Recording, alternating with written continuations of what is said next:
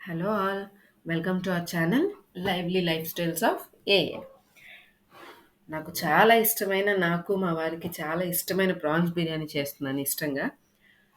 చాలా ప్రాన్స్ తీసుకున్నా కానీ, తక్కువ ప్రాన్స్ తీసుకున్నా కానీ, ఎన్నైనా కానీ ఖచ్చితంగా ఆ బ్లాక్ వైన్‌ని క్లీన్ చేసుకోవాలి. ఆ బ్లాక్ వైన్ మన ఆరోగ్యానికి అస్సలు మంచిది కాదు.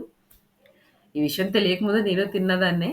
కానీ ఇప్పుడు తెలిసిన తర్వాత వాటన్నిటిని నీట్‌గా క్లీన్ చేసుకొని ఇష్టంగా వండుకుంటున్నాం మేము.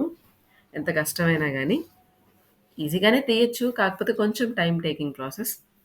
నీట్‌గా బ్లాక్ వైన్‌ని క్లీన్ చేసేసుకొని, వాష్ చేసేసిన తర్వాత నేను మ్యారినేషన్ కోసం ప్రిపేర్ చేస్తున్నాను. కొంచెం బిర్యానీ చేసే కన్నా ముందు మ్యారినేట్ చేసుకుంటే కొంచెం మంచిగా ఉంటుందని నా ఒపీనియన్. సో, ఇప్పుడు మ్యారినేషన్ కోసం నేను అల్లం పేస్ట్, ఉప్పు, పసుపు, కారం వేసుకొని అండ్ ఇంకా ఆయిల్ కూడా వేసుకొని నీట్‌గా మిక్స్ చేసేసుకొని బాగా ముక్కకి అంతా ఉప్పు, కారం అన్నీ పట్టేలాగా మిక్స్ చేసేసుకొని, నేను దాన్ని కొంచెం ఒక 1 అవర్ పాటు మ్యారినేట్ చేసుకుంటాను. ఇలా నీట్‌గా అన్నిటికి ముక్కకి ఉప్పు, కారం పట్టేలాగా మనం మిక్స్ చేసుకొని దాన్ని పక్కన పెట్టుకోవాలి. తర్వాత ఒక కళాయి పెట్టుకొని కొంచెం నెయ్యి అండ్ ఇంకా ఒక 2 టేబుల్ స్పూన్స్ ఆయిల్ వేసేసుకొని అందులోకి చెక్క, లవంగ, సాజీరా, జాజికాయ, జాపత్రి, బిర్యానీ ఆకు, సాజీరా అన్నీ మసాలా దినుసులన్నీ వేసేసుకొని మిక్స్ చేసుకొని ఆనియన్ అండ్ ఇంకా పచ్చిమిర్చి వేసి మిక్స్ చేసుకొని లిడ్ పెట్టుకోవాలి.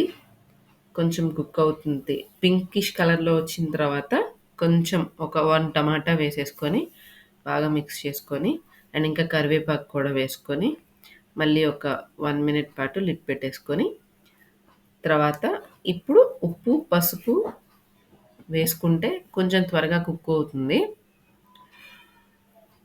సో, అవి వేసేసుకొని మళ్ళీ ఒకసారి లిడ్ పెట్టేసుకొని ఓపెన్ చేసేసిన తర్వాత కొద్దిగా అల్లం పేస్ట్ వేసి మిక్స్ చేసుకున్న తర్వాత ఇప్పుడు గరం మసాలా కూడా వేసుకొని కొంచెం మిక్స్ చేసుకుంటున్నాను. అల్లం పేస్ట్ కొంచెమే వేసుకున్నాను. ఎందుకంటే మ్యారినేషన్ చేసిన దాంట్లో కొంచెం నేను ఎక్కువ వేశాను. సో, సరిపోతుంది అనేసి నేను ఇందులో కొంచెం వేశాను. ఇప్పుడు అల్లం పేస్ట్ అండ్ ఇంకా గరం మసాలా వేసి మిక్స్ చేసిన తర్వాత కొంచెం కర్డ్ వేసుకుందాం. కర్డ్ వేసుకుంటే ఏంటంటే కొంచెం ఫ్లేవర్‌గా ఉంటుంది. బావుంటుందని నేనైతే వేస్తాను కర్డ్‌ని. కర్డ్ వేసుకొని మిక్స్ చేసుకున్న తర్వాత కొత్తిమీర కూడా వేసేసుకొని బాగా మిక్స్ చేసుకొని ఒక 1 మినిట్ పాటు మళ్ళీ లిడ్ పెట్టుకొని మనం కుక్ అయిన తర్వాత అది కర్డ్ కూడా మొత్తం పచ్చివాసన పోయిన తర్వాత ఇప్పుడు ఆహ్, మనం మ్యారినేట్ చేసుకున్న ప్రాన్స్‌లో కొంచెం ప్రాన్స్ తీసి ఇందులో వేసుకొని కొంచెం లైట్ కర్రీలాగా చేసుకోవాలనమాట. అంటే ఓవర్‌గా కుక్ చేసుకోవసరం లేదు. ఎందుకంటే రైస్‌తో పాటు మళ్ళీ కుక్ అవుతుంది కాబట్టి. ఒక 10-15 మినిట్స్ కుక్ అయితే చాలు.